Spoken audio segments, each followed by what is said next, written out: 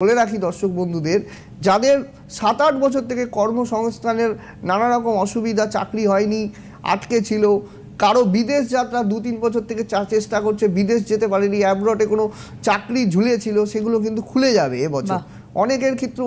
এবং রবি যেহেতু পিতাকে ইন্ডিকেট করে, পুত্রের নাম যশে পিতার কিন্তু মানে ভালো নাম যশ সমস্ত কিছু কিন্তু এই দিক থেকে ভালো হবে।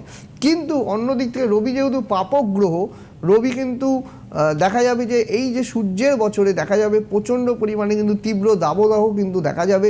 2026 সালের কিন্তু প্রচণ্ড পরিমাণে গরম এবং তীব্র দাবদাহ নানা রকমভাবে কিন্তু সৃষ্টি হবে। এবং দেখা যাচ্ছে যে এই বছর কিন্তু নানা রকম সন্ত্রাসবাদী শক্তিরা কিন্তু বেড়ে উঠবে এবং রাজনৈতিক হানাহানির কিন্তু সম্ভাবনা কিন্তু প্রবল দেখা যাচ্ছে।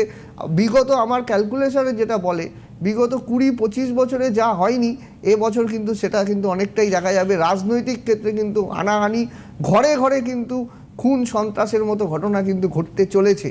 তাই এই বছরটা একটু সতর্ক থাকার প্রয়োজনীয়তা আছে। মানে আমি যদি বলি রাজনৈতিক পরিবেশ, রবি যেহেতু একটা সৌরমণ্ডলের অধিপতি এবং সে কিন্তু রাজনীতির ব্যাপারটা এখানে কিন্তু উত্তেজনাকর পরিস্থিতি কিন্তু তৈরি করবে।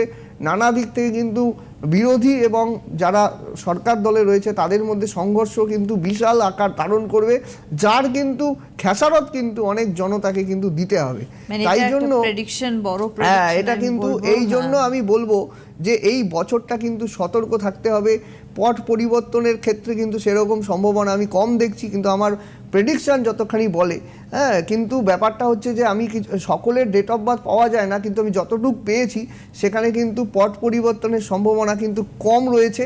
তা সত্ত্বেও কিন্তু আমি একটা কথা বলবো যে নিজেদের মধ্যে সংযত থেকে এগিয়ে চললে কিন্তু জায়গাটা কিন্তু ভালো হবে।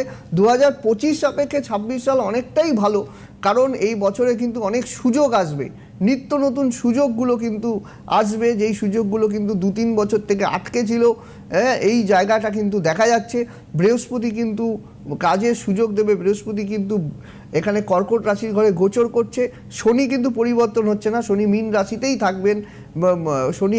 শনি আরও 2 বছর মানে 27 সাল পর্যন্ত কিন্তু মীন রাশিতেই গোচর করবেন।